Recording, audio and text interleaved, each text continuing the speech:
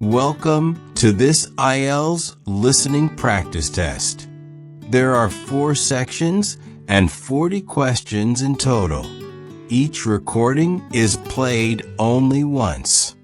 You'll have time to read the questions before each part and check your answers afterward. At the end, you'll get 10 minutes to transfer your answers. Get ready with a pen and paper. Now let's begin section 1.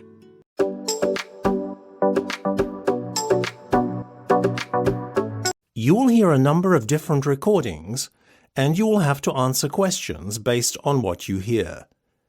There will be time for you to read the instructions and questions, and you will have a chance to check your work. All the recordings will be played once only. The test is in 4 sections. At the end of the test, you will be given 10 minutes to transfer your answers to the answer sheet. Now turn to Section 1. Section 1. You will hear a woman talking to a man who works in a tourist information office. First, you have some time to look at questions 1 to 10.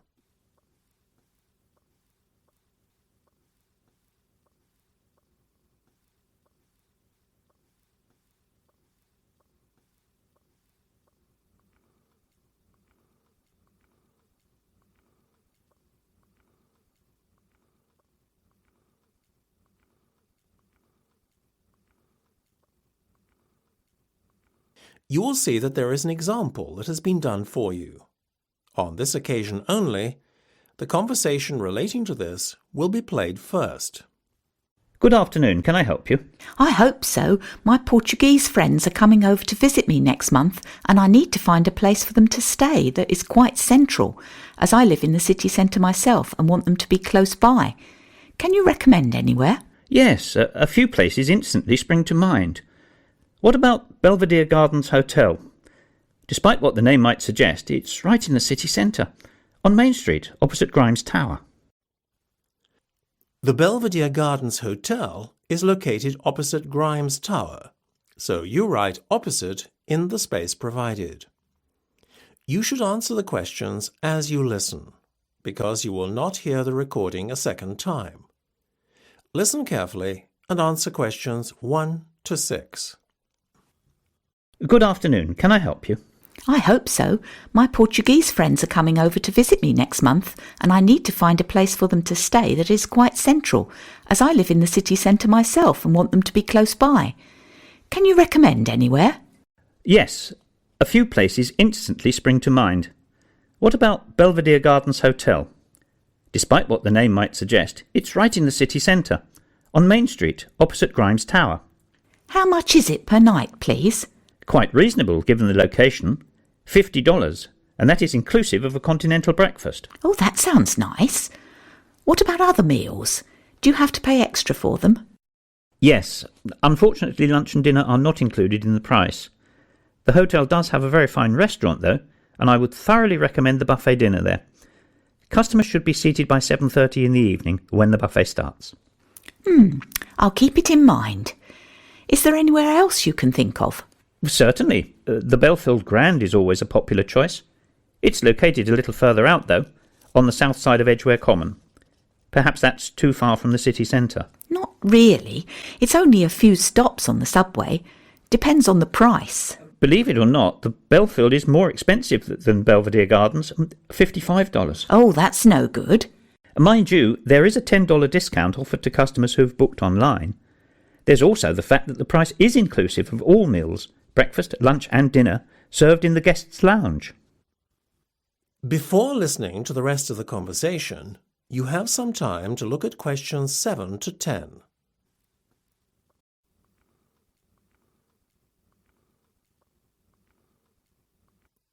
Now listen and answer questions 7 to 10. I like the sound of this hotel more and more. The Belfield, then, so far. Is there anywhere else? Well, you should also consider the Maple View. I don't think I'm familiar with that one. You should be. It's right in the heart of the city, next to the entrance to the pedestrian zone that runs along High Street. Sounds lovely being so close to the shops. Tell me more. It gets better. The price per night is only $28 on weekdays, though an additional $12 is charged on weekends and bank holidays. Sounds like great value for money. It is. That's why you have to book well in advance of your stay. How soon should I book then? Yesterday might not be soon enough. Yikes! I'd better get cracking. Thank you so much for your help. You're very welcome. That's the end of section 1. You have half a minute to check your answers.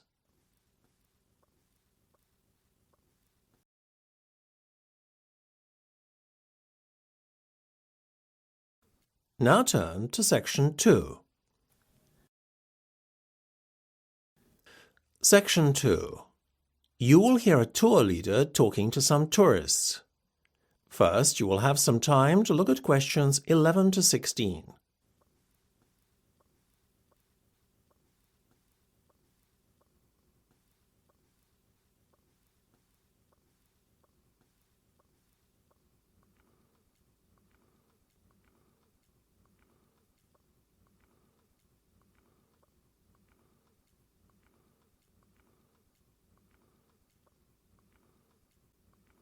Now listen carefully and answer questions 11 to 16.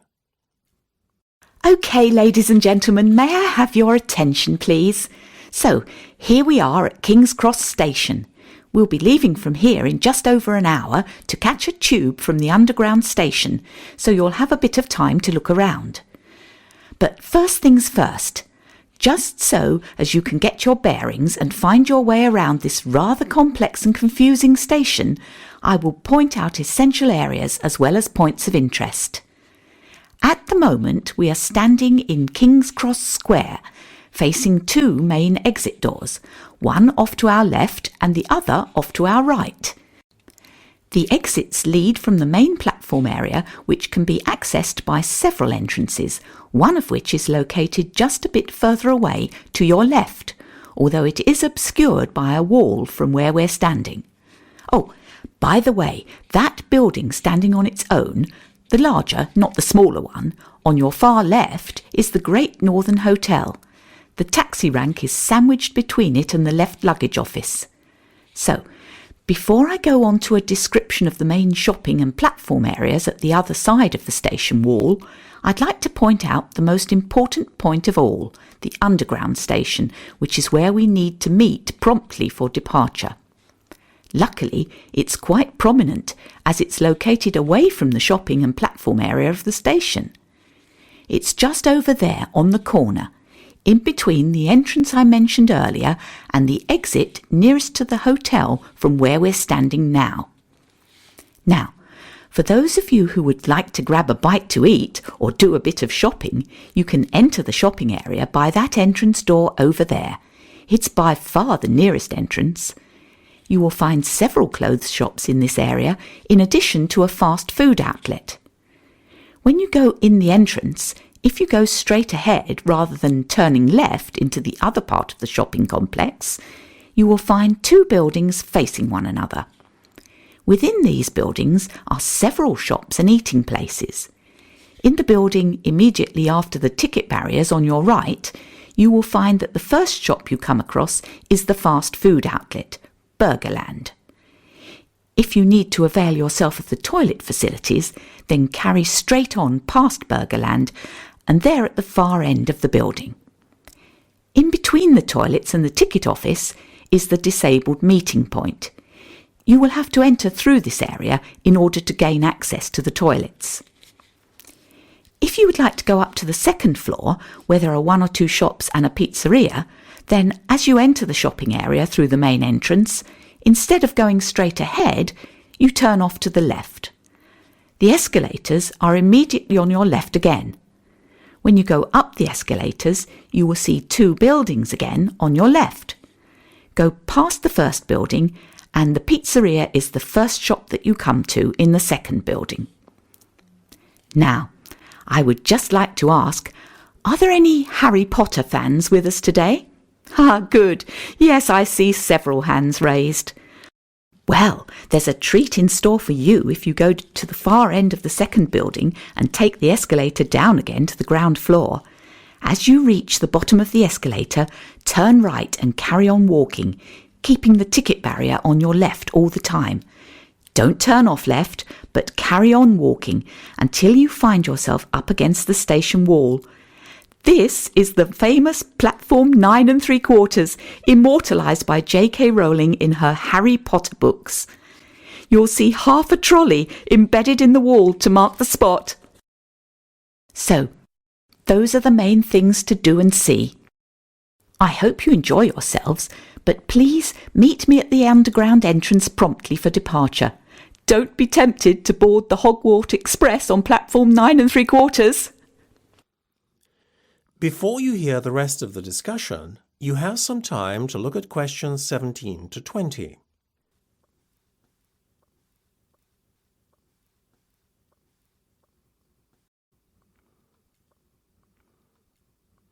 Now listen and answer questions 17 to 20. Good. Welcome back. I'm glad you were all punctual. As you know, we have a packed itinerary which will give you a taster of London's major landmarks. Before we enter the Underground, I would just like to give you some important information.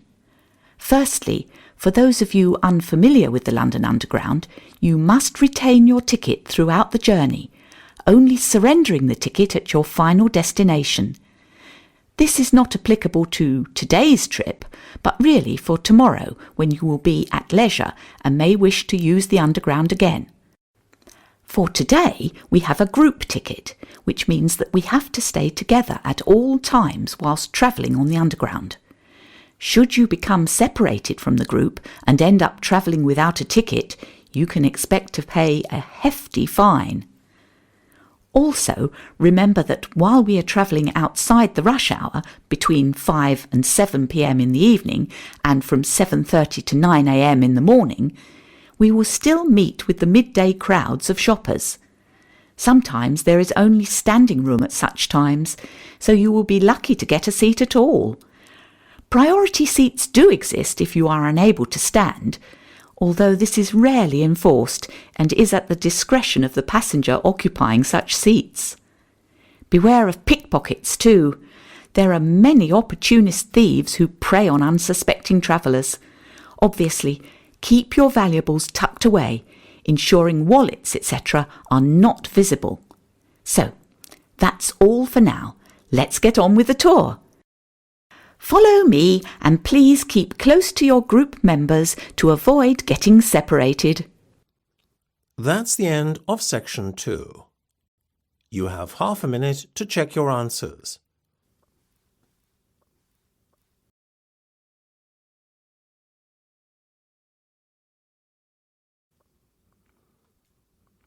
Now turn to section 3. Section 3. You will hear a discussion between Steve and Melissa about their commerce course. First, you have some time to look at questions 21 to 25.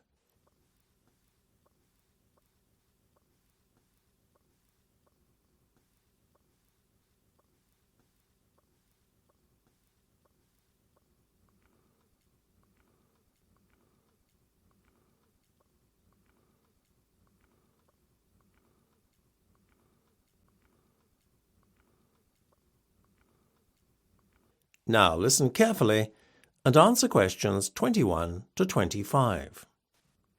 Hey Melissa, how's it going? Great! I'm really pleased to have the exams behind me. Now I'm looking forward to a break for the summer, as I know next year is going to be unbelievably difficult, being our final year and all. You? Same. Pleased to be finished, but dreading next year though. Well, I wouldn't exactly say I'm dreading it, but I know what you're saying. At least we're going to have smaller classes next semester. How do you mean? Didn't you hear? The Commerce faculty just got approval to build a new state-of-the-art lecture building over the summer months. It's expected to be finished by the start of term. Fantastic! No more lecture theatres crammed with over 200 people. That'll make a pleasant change. How on earth are they paying for it, though? I thought the college was reining in its expenditure and decreasing spending. It is, but the grant has been approved for the best part of 3 years, so they have no choice but to provide it now that the project is going ahead. After all, those funds are supposed to have been set aside especially. So what's taken so long for the construction to start? You see, the grant only covers 30% of the cost. The incoming government made a pledge during the election campaign that it would cover the other 70%, but typical of a political party, wouldn't you know, it didn't keep its promise. The College Donors Club, a group of wealthy alumni, stepped in to pledge 10% of the money needed, but the project really only got a kickstart when an anonymous donor pledged the rest. Very mysterious. Yeah, and apparently he demanded that certain changes be made to the plans before handing over the money. Like what? Well, you know the proposal to have a gym in the basement? Don't tell me that's been cancelled. Not at all. In fact, our anonymous donor friend insisted on it being twice the original size and on a relaxation room being added as well. You know, with games and stuff. Sweet. Are we still getting our new computer lab? There's always such an awful queue for the existing one. We are indeed, and next to it there's now going to be what they're calling the software zone, a place where students can access all the latest high-end software free of charge. Nice. Thank you very much, Mr. Donor. Everything else is staying, right? Lecture rooms, hardware zone, etc.? Yeah, the rest the same. Before you hear the rest of the discussion, you have some time to look at questions 26 to 30.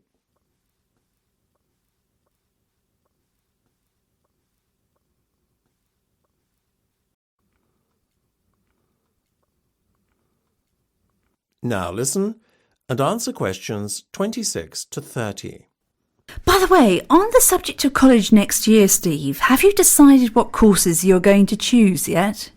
Pretty much. I want to major in marketing, so I'm focusing on the international markets and product placement modules. Will you be joining me? Well, you know I prefer human resources. That'll probably be my major. But if you twist my arm, I'll probably join you for the first one. No way on all that product placement nonsense, though. Sounds boring. Organisational behaviour is a requirement if you want to major in HR, as is managing people, so I'll definitely do both of those. Will you join me on them then? Sorry, Melissa. You know, HR is just not my thing. What about your optional modules? Do you feel like doing information systems with me? We all need to know a bit about the digital world after all. I'll get back to you. I haven't ruled out public relations either. Let's chat about it again later in the week when I've had some time to think. Cool, I'll call you, okay? Sounds like a plan. I better go now. That's the end of section 3. You have half a minute to check your answers.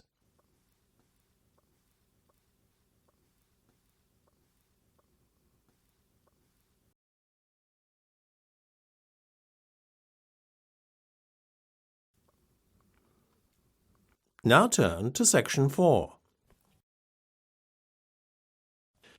Section 4. You will hear part of a talk on some well-known personality tests and their uses. First, you have some time to look at questions 31 to 40.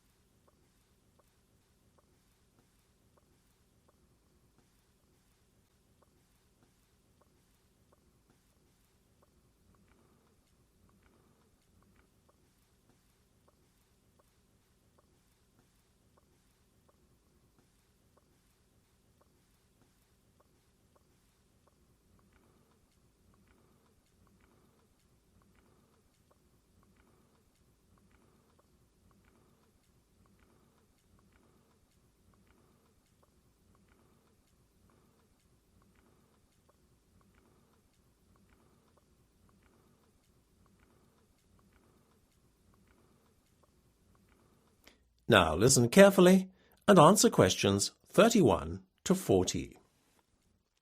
I'm sure at some point in your lives you will have completed a personality test, whether for professional reasons or purely for fun. Such personality assessments are abundant.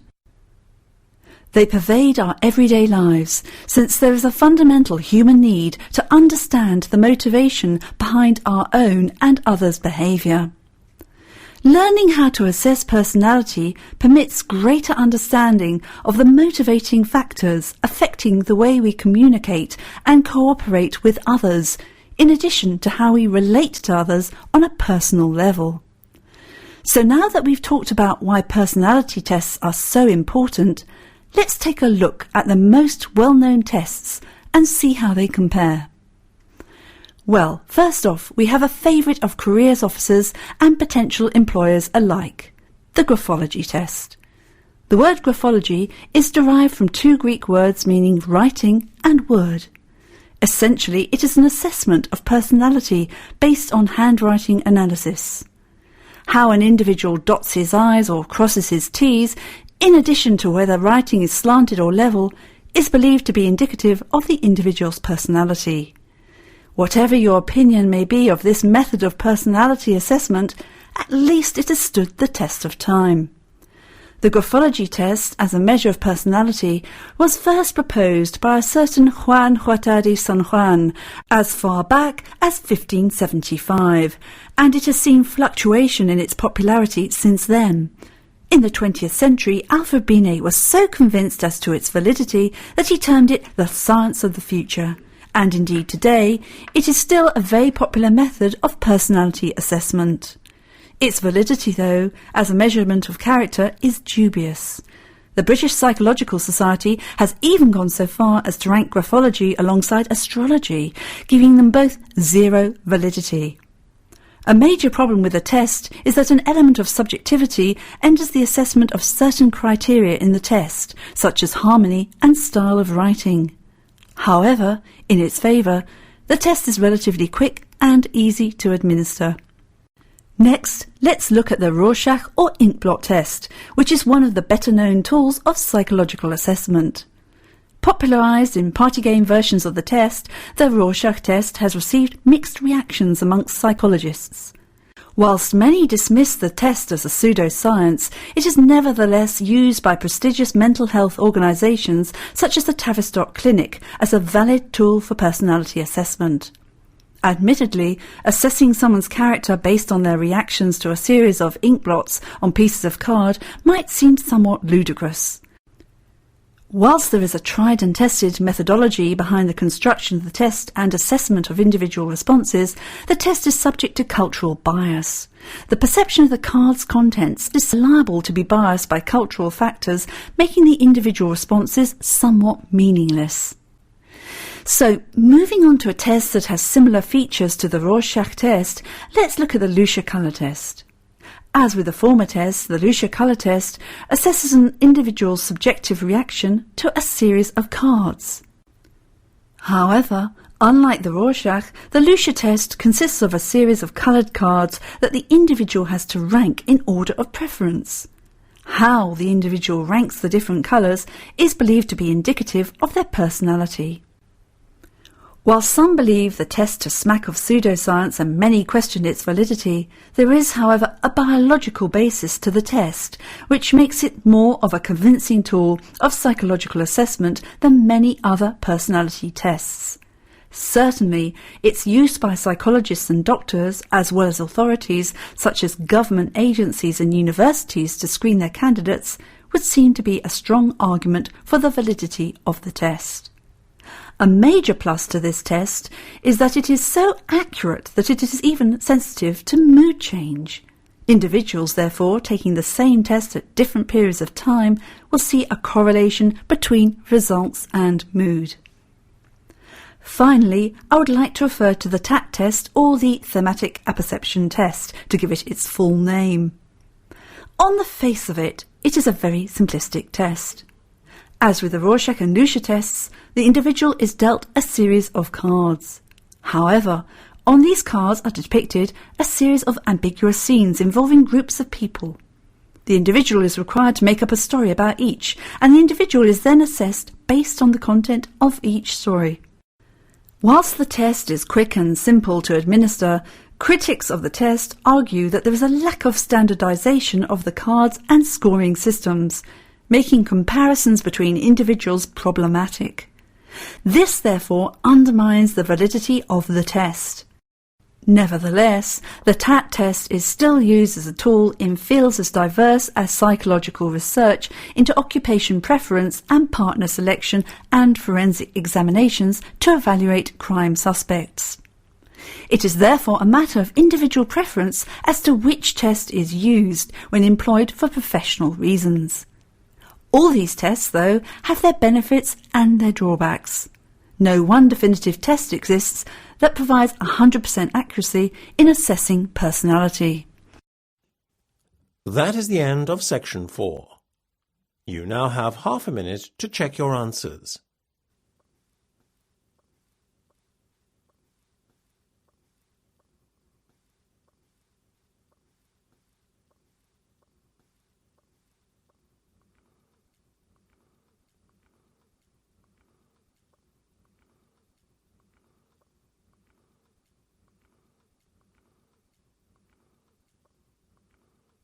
That is the end of the listening test. You now have 10 minutes to transfer your answers to the listening answer sheet.